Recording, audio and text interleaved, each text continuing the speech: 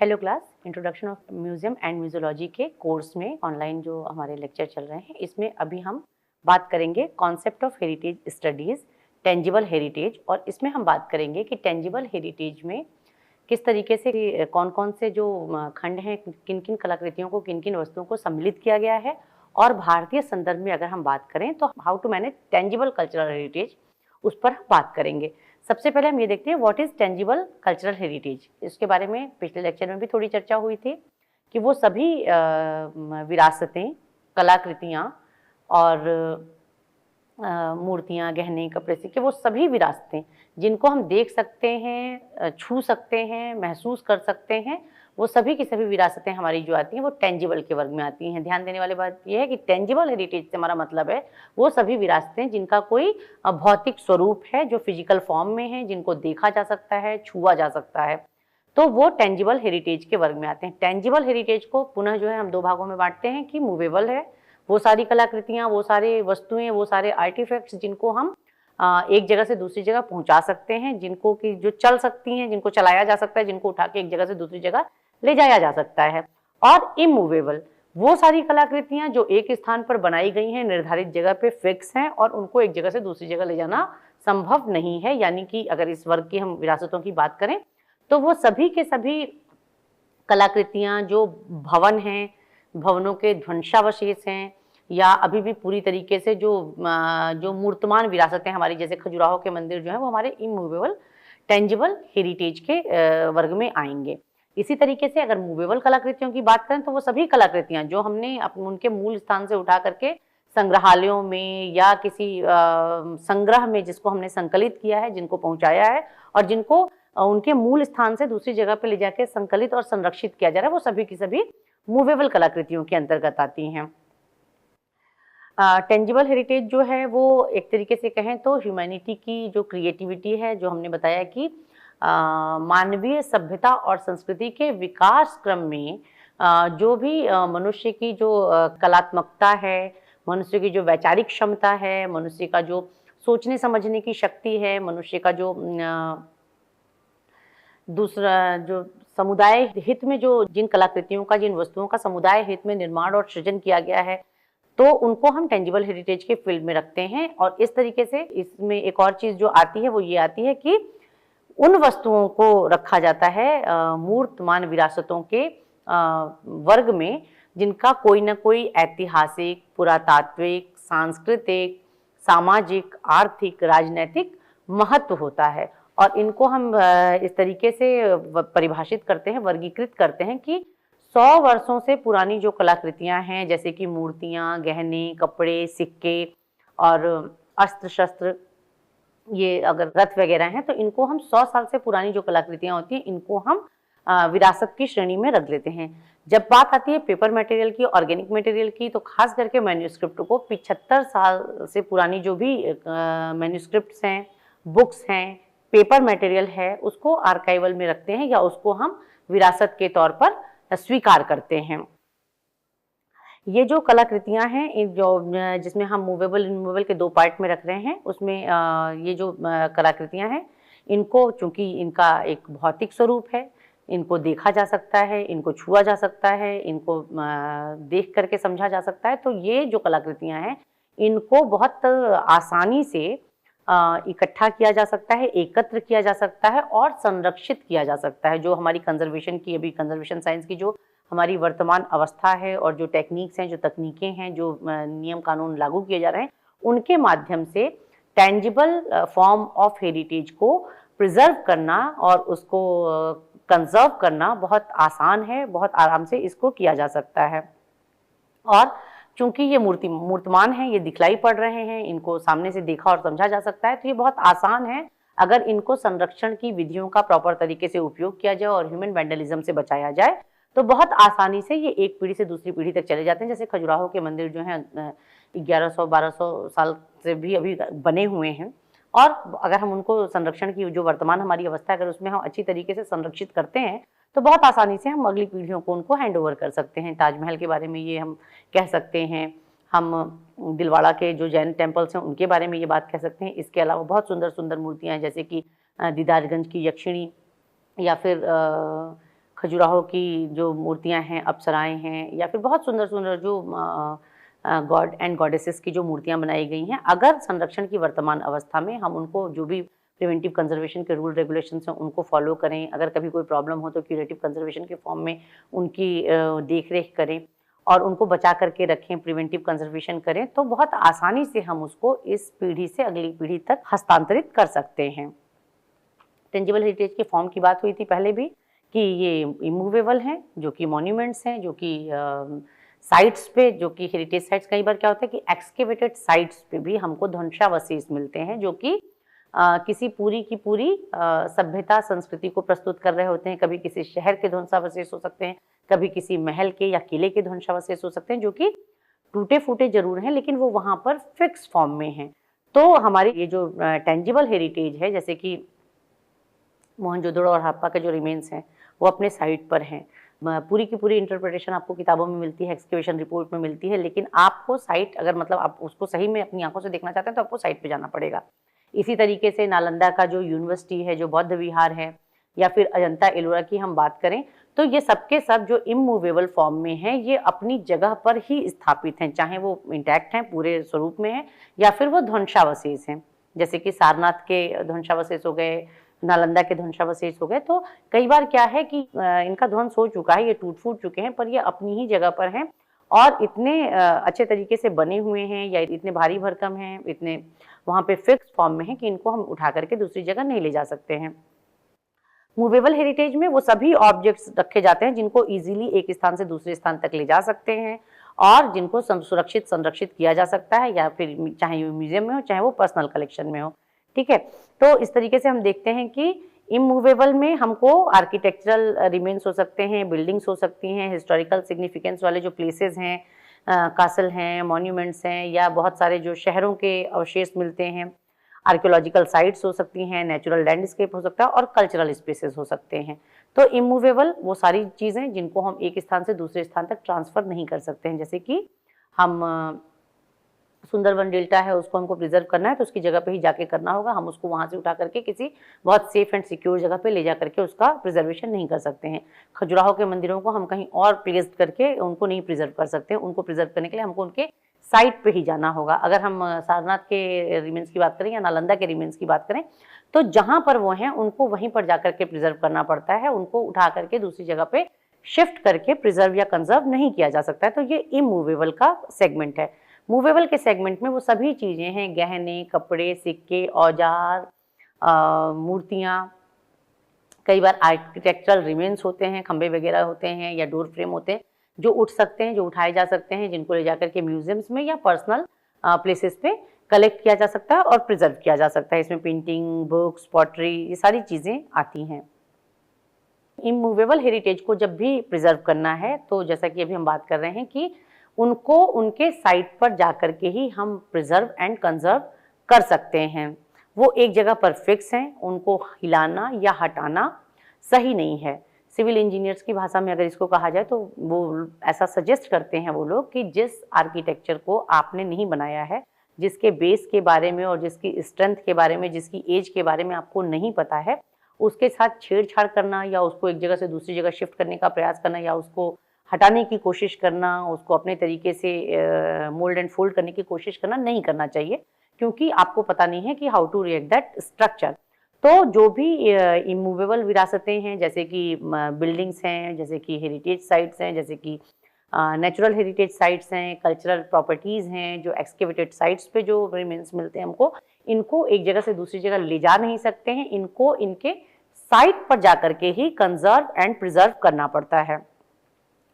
हर जो यहाँ पे जो कंजर्व और प्रिजर्व करने की बात आ रही है, मैनेज करने की बात आ रही है, तो कंजर्वेशन के लेक्चर में इस पर बात की गई थी कि जब भी हम किसी ऑब्जेक्ट के लिए कंजर्वेशन, प्रिवेंटिव कंजर्वेशन के रूल्स रेगुलेशंस निर्धारित करते हैं या क्यूरेटिव कंजर्वेशन करते हैं, तो सबसे पहले हमको जानना होता है नेचर ऑफ द ऑब्जेक्ट। ठीक इसी तरीके से जब हम इमूवेबल साइट्स पे बात करते हैं, इमूवेबल जो हेरिटेज है हमारे, उनके बारे में बात करते हैं, तो हर एक का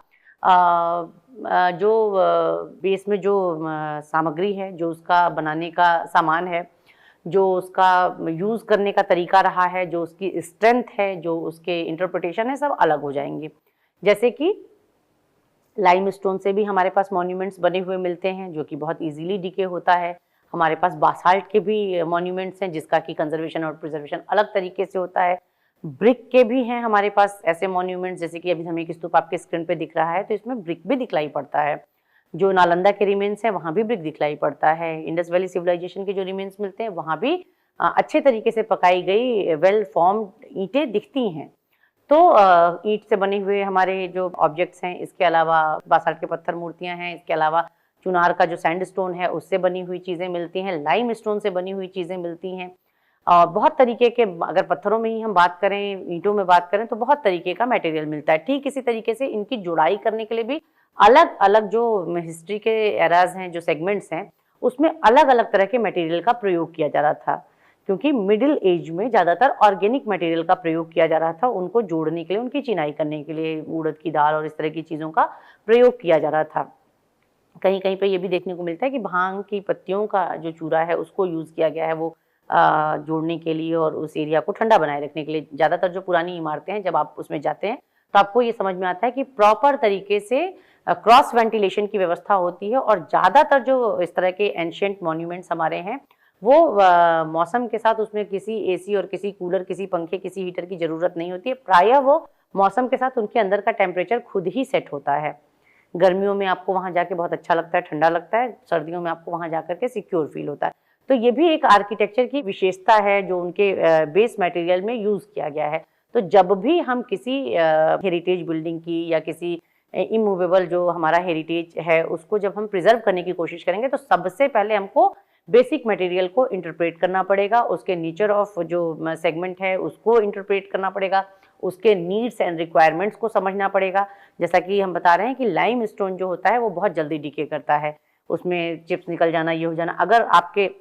ईंटें जो हैं वो बनाई गई हैं जिस मिट्टी से, उसमें अगर सॉल्ट का प्रोपोजिशन ज़्यादा है, सॉल्ट ज़्यादा है, तो सॉल्ट आने लगेगा और जितनी बार आप सॉल्ट साफ करिएगा उतनी बार उसके साथ लेयर्स निकलती चली जाएंगी। पत्थरों के साथ भी अलग अलग तरह की समस्या हो सकती है। तो अगर हमको इनको प्रिवेंट करना है, इनको प्रिजर्व करना है, तो सबसे पहले हमको इनका नेचर समझना पड़ेगा, इनका स्ट्रक्चर समझना पड़ेगा, इनकी नीड्स और इनका जो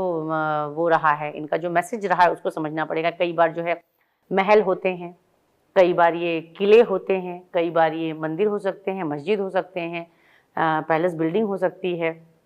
कई बार ये आर्किटेक्चरल रिमेन्स हो सकते हैं, ध्वंसावशेष हो सकते हैं। तो वो किस तरीके की चीज़ों से बनाए गए हैं, किस तरह के इन्वायरमेंट में वो हैं, कि बहुत ज़्यादा नमी वाले जगह पे रहेगा तो उसके लिए आपको कंट्रोल करने की ज़रूरत पड़ेगी। कई बार क्या होता है कि बहुत भारी आपका जो स्ट्रक्चर है और बहुत नमी वाली जगह पे है तो उसको प्रिवेंट करने की ज़रूरत है। कई बार वहाँ पे बायोलॉजिकल ग्रोथ बहुत ज़्यादा है, कई बार वहाँ पे आपको जो रोडेंट्स हैं, गिलहरियाँ हैं, छिपकलियाँ हैं या चूहे हैं, इस तरह की चीज़ें हैं, या कई बार चमगादड़ सबसे ज़्यादा हैं। और इन सब की जो बीट होती है, इनका जो वेस्टेज होता है वो सबका सब अगर ये ऊपर से उड़ते हुए इन चीज़ों को वहाँ पे छोड़ते हैं तो ये डिपॉजिट हो जाता है और ये बहुत एसिटिक नेचर का होता है। तो इनकी सफाई करते रहना, समय समय पर इनकी देख रेख करता ना, नेचर ऑफ जो ऑब्जेक्ट है उसको ध्यान में रखकर प्रिवेंटिव कंजर्वेशन के लिए रूल रेगुलेशंस बनाना और क्यूरेटिव कंजर्वेशन की विधियों का प्रयोग करना जरूरी होता है। इसके अलावा कंजर्वेशन जो है हमेशा इस बात को ध्यान में रखना चाहिए कि ये जो स्ट्रक्चर है इसको कभी भी प्रिजर्व करना है, कंजर्व करना है, तो जैसे मैंने बताया कि बेसिक जो उसका टेक्सचर है उसको ध्यान में रखना है, उसकी नीड्स को ध्यान में रखना है। इसी तरीके से प्रिजर्वेशन करते समय, कंजर्वेशन करते समय हमेशा दिमाग में ये बात होनी चाहिए कि ये जो स्ट्रक्चर है इसको जितना हो सके इसको इंटैक्ट रखा जाएगा, इसको बचा के रखा जाएगा। इसमें जो अब जितना हमको मिला है कम से कम इसको हम टूट फूट या किसी भी तरीके के डिके से या किसी भी तरीके के क्षरण से, किसी ह्यूमन वैंडलिज्म से, किसी इग्नोरेंस के कारण होने वाले डिके से इसको हम बचा सकें, इसको हम पूरी तरीके से संभाल के रख सकें। कम से कम हमारे तक जितना आया है उसको हम इंटैक्ट बचा के रख सकें और जनरेशन नेक्स्ट को पास ऑन कर सकें। ये जो आइकोमॉस है, international council of monuments and sites, ये टाइम टाइम पे इस तरीके से जो मॉन्यूमेंट्स हैं, जो आर्किटेक्चरल रिमेन्स हैं, जो बिल्डिंग्स हैं, इनके लिए जो कंजर्वेशन प्रिजर्वेशन के रूल रेगुलेशंस होते हैं, इन पर डूज एंड डोंट्स की एडवाइजरी जारी करते हैं, इनके रूल रेगुलेशंस जारी करते हैं। दुनिया भर के जो हेरिटेज प्रिजर्वेशन के फील्ड में काम करने वाले जो प्रोफेशनल्स हैं उनको टाइम टू टाइम बुला करके उनके सेमिनार, कॉन्फ्रेंस या कई बार जो है कि कन्वेंशंस तैयार कराए जाते हैं, डेफिनेशंस ली जाती हैं, किन चीज़ों को शामिल करना है, किन चीज़ों को हटाना है, किस तरीके से इनको ट्रीट करने के बारे में बातचीत होनी चाहिए, किस तरीके से इनको मतलब कौन सी डूज एंड डोंट्स में ऐसा होता है कि इनके साथ किस तरीके की कार्यविधि को अपनाना है, किस तरीके की कार्यविधि और इनको कार्य को हमको नहीं करना है इनके साथ, इन सब बातों पे ध्यान दिया जाता है, इनके बारे में बात की जाती है।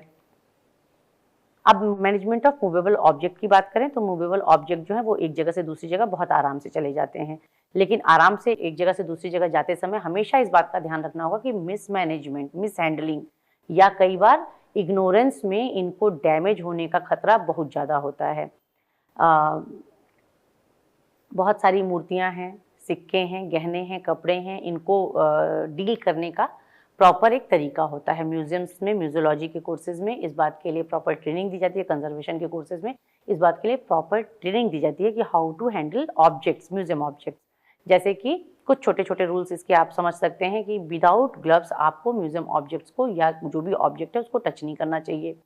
कभी भी आपको कोई भी ऑब्जेक्ट हाथ में यूं ही नॉर्मली कैरी नहीं करना होता है। छोटे ऑब्जेक्ट्स हैं तो आप ट्रे में लेके जाएंगे, बड़े ऑब्जेक्ट्स हैं ट्रॉलीज में लेके जाएंगे, क्रेन ट्रॉलीज वगैरह का उपयोग किया जाता है।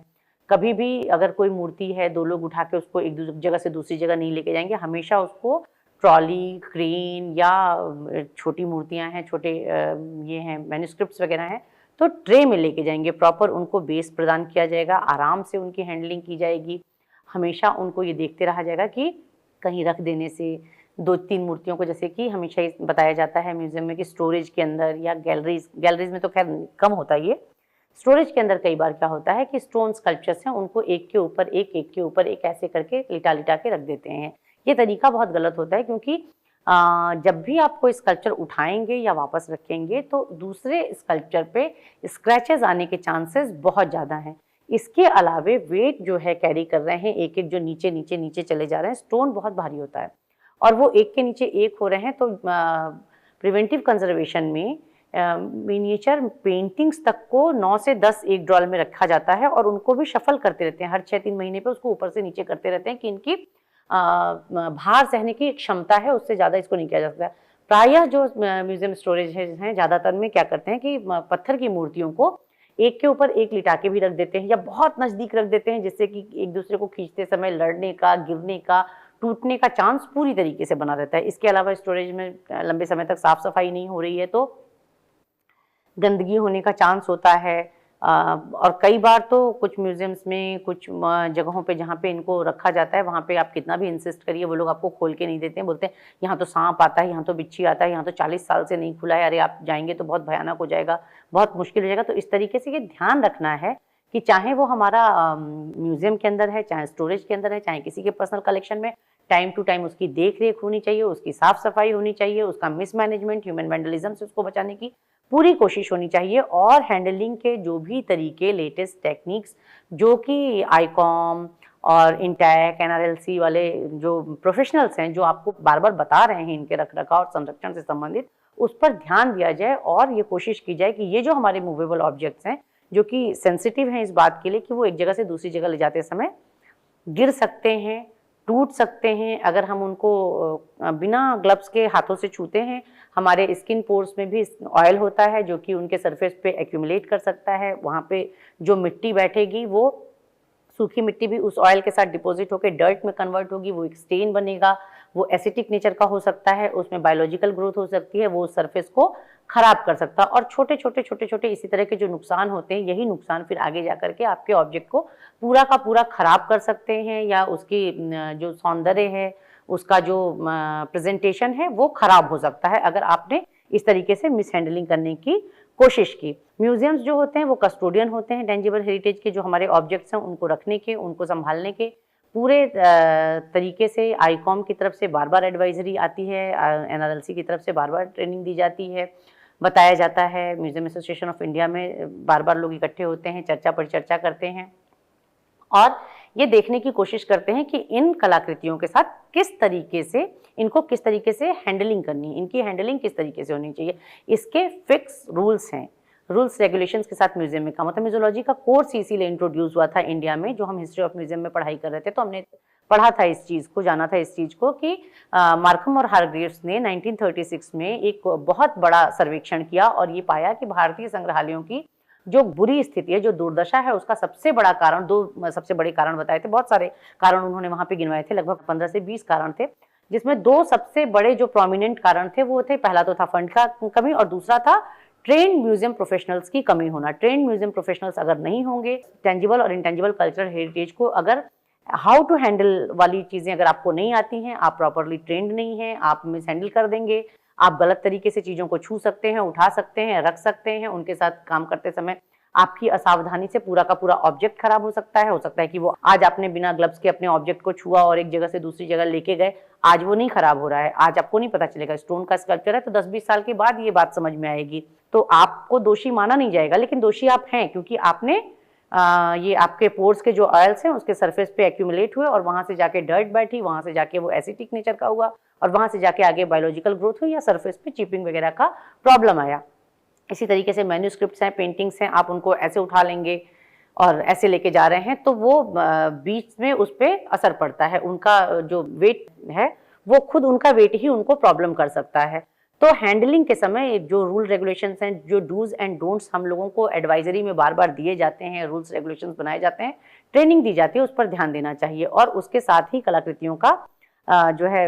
एक जगह से दूसरी जगह लाना, ले जाना, हैंडलिंग करना चाहिए। एग्जीबिशन में भी ये बात बताई गई थी कि ब्लूप्रिंट तैयार करते हैं और उसके माध्यम से हम अपनी कलाकृतियों को गैलरीज में सेट करते हैं, क्योंकि मिस हैंडलिंग से जितना ज़्यादा बचाएंगे उतना ज़्यादा हम अपनी कलाकृतियों की उम्र और सौंदर्य को बढ़ा सकते हैं।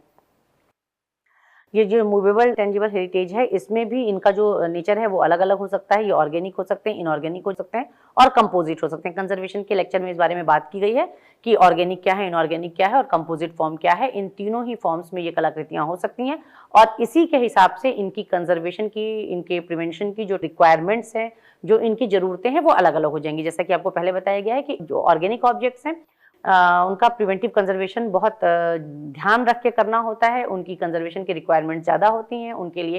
क्लाइमेटिक कंडीशंस को कंट्रोल करना, आरएच को, हीट को, लाइट एक्सपोजर को, इसको टेम्परेचर को बहुत संभाल के उनके साथ निर्धारित करना होता है और माइक्रो क्लाइमेट कंडीशंस को कंट्रोल करने की बात की जाती है कि चाहे वो शोकेसेस में हो, चाहे वो आपके स्टोरेज में हो, चाहे वो आपकी गैलरीज में ओपन डिस्प्लेड हो। इस चीज़ का ध्यान रखना होता है कि उनके लिए आरएच एक फिक्स लेवल तक होना चाहिए, ह्यूमिडिटी की जो बात कर रहे हैं वो एक फिक्स लेवल तक होना चाहिए, हीट का लेवल, लाइट का लेवल, लाइट एक्सपोजर का लेवल, और फिर इस चीज़ की हमेशा व्यवस्था होनी चाहिए उनसे जो आपके ऑब्जेक्ट डिस्प्ले किए जाते हैं उनसे जो आपका विजिटर सर्कुलेशन का एरिया है एक निर्धारित दूरी पर होना चाहिए, ताकि कभी भी वैंडलिज्म के जो चांसेस हैं, जो सामान्य जनता अनावश्यक रूप से कलाकृतियों को छूना या उनको खराब करना, बहुत सारे म्यूजियम्स में, मैं यहाँ पे अलग से नाम नहीं लेने जा रही हूँ, मैंने देखा भी है, मैं आप लोग भी जो लोग म्यूजियम विजिट करते हैं उन्होंने देखा होगा कि बहुत सारी ऐसी मूर्तियाँ होती हैं जो कि विजिटर्स के टच के दायरे में आती हैं और ज़्यादातर मूर्तियों को छू छू करके, बहुत मौर्यकालीन बहुत प्रसिद्ध मूर्ति है, बहुत नामी संग्रहालय में है, जो कला इतिहास के लोग हैं वो जानते हैं, उसके साथ विजिटर्स ने फोटो खिंचवा खिंचवा के, उसको छू छू के उसकी जो पॉलिश है उसको खराब कर दिया है। आधे स्कल्पचर में वो बहुत प्रॉपर तरीके से दिखलाई पड़ती है और आधे स्कल्पचर में वो समझ में आता है कि स्टेन्ड है वो। इसी तरीके से नाम लिख दिया कहीं, छू छू के काला कर दिया कहीं पे। एक आर्कियोलॉजिकल म्यूजियम में मैं स्टूडेंट्स के साथ विजिट कराने के लिए गई थी, वहाँ पे ओपन एरिया में जो डिस्प्ले था तो एक जस्ट आगे एक बच्चा जा रहा था, 17-18 साल का बच्चा था और वो दीवार में लगे हुए आर्किटेक्चरल रिमेन्स को हिला के देख रहा है। मैंने पूछा ये आप क्या कर रहे हैं, तो कहता है मैं देख रहा था असली है कि नकली है। म्यूजियम में जब डिस्प्ले किया गया है तो वो ओरिजिनल ऑब्जेक्ट ही है और नियम से आप उसको टच नहीं कर सकते हैं, आपको टच नहीं करना चाहिए। अगर आपको जरा भी सम्मान है अपनी विरासतों का, जरा भी प्यार है अपनी देश की संस्कृति से, जरा भी आप चाहते हैं कि ये जो हमारी विरासतें हैं ये बची रहें और अगले जनरेशन्स तक जाएं, तो आप नहीं टच कर सकते हैं। वहाँ पे जगह जगह पे लिखा भी रहता है कि आप छू नहीं सकते हैं, आप फोटोग्राफी नहीं कर सकते हैं, आपको एक निश्चित दूरी से इनको देखना है। कई बार म्यूजियम्स के अंदर कई बार होता है कि संख्या को निर्धारित किया जाता है, जैसे बारिशों के मौसम में ह्यूमिडिटी के बढ़ने का बहुत चांस होता है, तो संख्या को निर्धारित किया जाता है कि इतने ही लोग एक बार में जाएंगे, कि एक certain level of humidity he create होगी, क्योंकि आपकी सांसों से भी नमी आ रही है, जा रही है, ठीक है, आपकी सांसों में भी पॉल्यूटेंट्स हैं, तो इस चीज़ को ध्यान में रखा जाता है, इस चीज़ को रोकने की कोशिश की जाती है इसमें। और इसको हमेशा जो नॉर्मल लोग विजिट करने जा रहे हैं उनको भी ध्यान रखना चाहिए। इसके अलावा जो आईकॉम है, आईकॉम के कोड ऑफ एथिक्स में बार बार ये बात की जाती है कि किस तरीके से इनको बचाएंगे। टेंजिबल हेरिटेज जो है उसको एज वर्ल्ड हेरिटेज, जैसा कि पिछले लेक्चर में बात हुई कि यूनेस्को जो है बहुत सारे सेगमेंट्स में विश्व की जो विश्व मानवीयता की जो विरासतें हैं, अलग अलग देशों की जो विरासतें हैं, चाहे वो प्राकृतिक विरासतें हैं, चाहे वो सांस्कृतिक विरासतें हैं, उनको अलग अलग खंडों में कैटेगराइज कर रहा है, उनको लिस्टेड कर रहा है और उनके प्रति जागरूकता लाने का काम, लोगों को जोड़ने का काम, और जिस हाल में वो अभी हमको प्राप्त हुए हैं कम से कम वो स्थिति बनाए रखने की कोशिश जो है यूनेस्को के द्वारा की जा रही है। और इसके लिए बहुत सारे रूल्स बनाए गए हैं कि मॉन्यूमेंट्स को, बिल्डिंग्स को, नेचुरल साइट्स को वर्ल्ड हेरिटेज, जो भी अगर विश्वदाय स्मारक हैं तो उनको वर्ल्ड हेरिटेज घोषित किया जा रहा है। फ्यूचर के लिए वो वर्ल्ड हेरिटेज लिस्ट बना रहे हैं और उसमें वो कोशिश कर रहे हैं इस तरह की जगहों को, इस तरह के चीज़ों को शामिल करने की जिसके जो हाई अलर्ट पे हैं या जिनको सबसे ज़्यादा ज़रूरत है ध्यान देने की। ठीक है, अभी हम जब बात करेंगे कि 2025 में there are 12,023 properties, 92 are cultural, 231 natural and 40 are mixed in nature of all around the world are enlisted as World Heritage Site by UNESCO. In order to celebrate and respect our heritage, UNESCO has declared 18 April as World Heritage Day. World heritage day का celebration जो है पूरी दुनिया में बड़ी धूमधाम से किया जाता है। भारत में भी वर्ल्ड हेरिटेज डे के दिन ASI जो है अपने सभी मॉन्यूमेंट्स और म्यूजियम्स में आपको फ्री एंट्री देते हैं। और उस दिन और भी बहुत तरीके के प्रोग्राम होते हैं। लाइट एंड साउंड प्रोग्राम में आपको फ्री एंट्री दी जा सकती है, उनके अपने तरीके होते हैं। ज़्यादातर ASI के सारे म्यूजियम्स और साइट्स उस दिन फ्री एंट्री के लिए ओपन होते हैं। कोशिश की जाती है कि ज़्यादा से ज़्यादा लोग मतलब वहाँ तक आएँ, उनको विजिट करें, उनको देखें। अगर टिकट लेके नहीं आना चाहते हैं तो एटलीस्ट फ्री ऑफ कॉस्ट आएँ। लाइट एंड साउंड प्रोग्राम है या और भी डॉक्यूमेंट्रीज़ हैं, स्पेसिफिकली उस दिन के लिए डिज़ाइन किया जाता है, स्पेसिफिकली उस दिन के लिए अवेयरनेस की जाती है, जोड़ने की कोशिश की जाती है। इसके अलावा भी और बहुत कुछ किया जाता है, लेकिन वर्ल्ड हेरिटेज डे के दिन पूरी दुनिया में जागरूकता फैलाने का काम किया जाता है। भारतीय संदर्भ में अगर हम टेंजिबल हेरिटेज के बारे में बात करें तो बहुत सारे जो NGO हैं वो काम कर रहे हैं इनको कंजर्वेशन करने के लिए। बहुत सारे इनिशिएटिव लिए जा रहे हैं टेंजिबल हेरिटेज को बनाए रखने के लिए, सुरक्षित रखने के लिए। नीति आयोग की जो रिपोर्ट है 2019 की, वहाँ पे almost 5 lakh plus heritage sites और मॉन्यूमेंट्स को बताया गया है कि इंडिया में ये एग्जिस्ट करते हैं। और इनकी कैटेगरीज ये आपके स्क्रीन पे दिख रही है कि ASI प्रोटेक्टेड मॉन्यूमेंट्स कितने हैं, आर्कियोलॉजिकल साइट्स की बात की जा रही है, स्टेट आर्कियोलॉजी प्रोटेक्टेड मॉन्यूमेंट्स हैं, हिस्टोरिक सिटीज़ हैं, रिलीजियस हेरिटेज साइट हैं। यूनेस्को वर्ल्ड हेरिटेज साइट में भी 43 को लिस्ट किया गया है। 35 कल्चरल हेरिटेज साइट्स हैं, 7 नेचुरल हेरिटेज साइट्स हैं और 7 मिक्स इन कैटेगरी हैं। मिक्स का माने है कि वो कल्चरल और नेचुरल दोनों के मिक्स फॉर्म में हो सकते हैं। अब जो इंडिया के वर्ल्ड हेरिटेज साइट्स हैं इनके बारे में हम बात कर सकते हैं। कुछ आपके स्क्रीन पे आपको फोटोग्राफ्स दिख रहे हैं, जैसे कि आर्कियोलॉजिकल साइट नालंदा विश्वविद्यालय का है। इसको जो है 2016 में इसको वर्ल्ड हेरिटेज साइट घोषित किया गया है। इसके अलावा छत्रपति शिवाजी टर्मिनस है, इसको भी 2004 में इसको वर्ल्ड हेरिटेज साइट के तौर पे घोषित किया गया था। कंचनजंगा नेशनल पार्क है, इसको 1984 में। और जंतर मंतर जो है जयपुर का 2010 में। इस तरीके से ये वर्ल्ड हेरिटेज साइट हैं। बहुत सारे, हमारे यहाँ 43 की बात हुई पर कुछ आपके स्क्रीन पर अभी दिखलाई पड़ रहे हैं, आप इनको देख सकते हैं, समझ सकते हैं। भारत में टेंजिबल कल्चरल हेरिटेज को प्रिजर्व करने वाली जो संस्थाएं हैं उनके बारे में थोड़ी हम चर्चा कर लें। तो सबसे पहले ministry of culture, government of India, ये जो है अपनी साइट के माध्यम से और अपने वर्चुअल लेवल पे ये लोग बहुत ज़्यादा काम कर रहे हैं और अवेयर करने की कोशिश कर रहे हैं। इसके अलावा समय समय पर बहुत सारी इनकी स्कीम्स चल रही हैं जिसमें कल्चरल हेरिटेज को प्रिजर्व करने वाले लोगों के बीच में जाके काम किया जा रहा है। प्रोजेक्ट्स को फंडिंग की जा रही है, लोगों को बुला करके अवेयर किया जा रहा है, लोगों को नए नए तरीके से हेरिटेज प्रिजर्वेशन से जोड़ने की कोशिश की जा रही है। और जो इंस्टीट्यूट्स या जो लोग इस फील्ड में काम कर रहे हैं उनको भी स्पॉन्सर किया जा रहा है और उनको भी टाइम टाइम पे टेक्निकल और फाइनेंशियल असिस्टेंस दिया जा रहा है। इसके अलावा आर्कियोलॉजिकल सर्वे ऑफ इंडिया, जो कि पूरे भारत भर में जो भी पुरातात्विक उत्खनन की हुई साइट्स हैं या जो एक्सप्लोर की हुई साइट्स हैं जहाँ पे मॉन्यूमेंट्स हैं, उनको प्रिजर्व करना, उनको कंजर्व करना, उनकी देखरेख करना, उनके लिए रूल्स रेगुलेशंस बनाना और उनके प्रोटेक्शन के लिए काम कर रहे हैं। National research laboratory for conservation of cultural properties, ये एक बेसिकली ये कंजर्वेशन लैब है जिसको गवर्नमेंट ऑफ इंडिया ने दिल्ली में स्थापित किया था और बाद में 1976 में इसको लखनऊ स्थानांतरित कर दिया गया। NRLC जो है वो एक कंजर्वेशन इंस्टीट्यूट है, तो बड़े पैमाने पर NRLC के जो एक्सपर्ट्स हैं इंडिया और इंडियन सब कॉन्टिनेंट में जहाँ भी कंजर्वेशन की ज़रूरत पड़ती है वहाँ पे ये एक्सपर्ट्स जाते हैं और अपनी टेक्निक्स और रूल्स रेगुलेशंस के साथ अपने जो पूरी की पूरी जो सामग्री वगैरह लेके जाना, मशीन्स लेके जाना और कंजर्वेशन प्रिजर्वेशन का काम करते हैं। इसके अलावा NRLC लगातार म्यूजियम प्रोफेशनल्स को कंजर्वेशन के लिए तैयार कर रहा है। ट्रेनिंग के माध्यम से इनके स्वतंत्र कोर्सेज भी होते हैं। म्यूजियम प्रोफेशनल्स को, म्यूजियम म्यूजियोलॉजी के स्टूडेंट्स को पूरे वर्ष ये लोग अपने ट्रेनिंग डिवीजन के माध्यम से प्रशिक्षित करते रहते हैं। समय समय पर वर्कशॉप सेमिनार के माध्यम से दोबारा इनका रिव्यू लेते रहते हैं और कोशिश करते हैं कि इंडियन सब कॉन्टिनेंट में म्यूजियम कंजर्वेशन एंड प्रिजर्वेशन को, डूज एंड डोंट्स को बहुत पॉपुलर किया जाए और कलाकृतियों के टेंजिबल जो हेरिटेज है इसके संरक्षण को बल दिया जाए। इसके अलावा नेशनल म्यूजियम इंस्टीट्यूट, जिसको अब Indian institute of heritage management के नाम से जाना जा रहा है, नेशनल म्यूजियम इंस्टीट्यूट न सिर्फ म्यूजियोलॉजी एंड कंजर्वेशन की टीचिंग एंड ट्रेनिंग के लिए जाना जाता है, इसके अलावा भी इनके बहुत सारे इनिशिएटिव हैं। अभी भी ये लोग कम्युनिटी म्यूजियम पे बहुत बड़ा इनका काम हो रहा है और इंडिया में कम से कम 2 से 3 जगहों पे ये प्रोजेक्ट इन लोगों ने लॉन्च किया है, जहाँ पे कम्युनिटी ओरिएंटेड म्यूजियम्स बना रहे हैं और कम्युनिटी के हेल्प से उनके टेंजिबल इंटेंजिबल कल्चरल हेरिटेज को प्रिजर्व कर रहे हैं।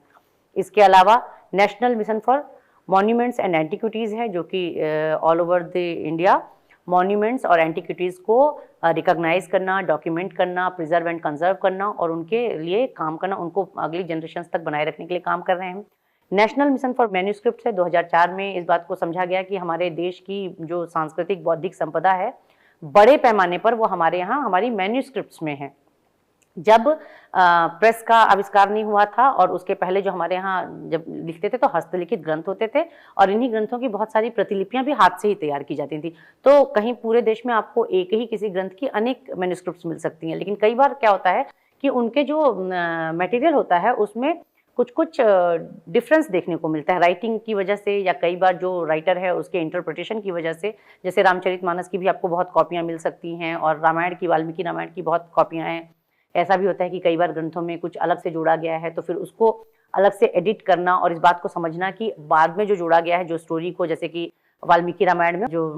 उत्तरकांड है उसको माना जाता है कि बाद का जोड़ा हुआ छिपक है। तो नेशनल मैन्यूस्क्रिप्ट मिशन जो है वो न केवल कलाकृतियों को इकट्ठा कर रहा है, डॉक्यूमेंट कर रहा है, डिजिटाइज कर रहा है, बल्कि बड़े पैमाने पर एक्सपर्ट्स तैयार कर रहा है अलग अलग लिपियों और अलग अलग भाषाओं के ट्रेनिंग और टीचिंग के माध्यम से, जो इन मैन्यूस्क्रिप्ट्स को अच्छे तरीके से एडिट कर सकें और इनके स्टैंडर्ड, अगर जिनके स्टैंडर्ड वर्जन है तो ठीक है, जिनके नहीं है उनके स्टैंडर्ड एक जो वेल रिकॉग्नाइज्ड है, जो सारी प्रतियों में एक बात आ रही है उसको एक जगह पे इकट्ठा करके एडिटेड बुक्स के फॉर्म में उसको लाने के, डिजिटाइज करने के, ताकि ये जो बौद्धिक संपदा है ये नष्ट ना हो जाए और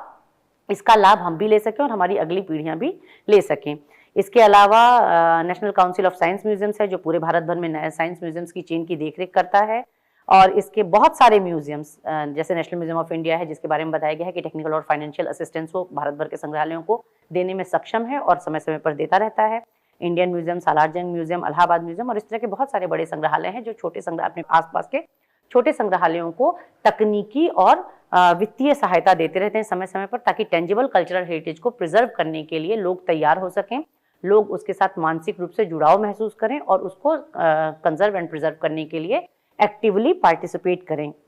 इस तरीके से ये बहुत सारी संस्थाएं और बहुत सारे लोग जुड़े हुए हैं टेंजिबल कल्चरल हेरिटेज को प्रिजर्व करने के लिए, और इन सारी जो तकनीकें हैं, जो सारी बातें की गई हैं, ये जन सामान्य के लिए भी हैं। सामान्य लोग जो जहाँ तक भी ये बात पहुँच रही है, सबको ये कोशिश करनी चाहिए कि कलाकृतियों के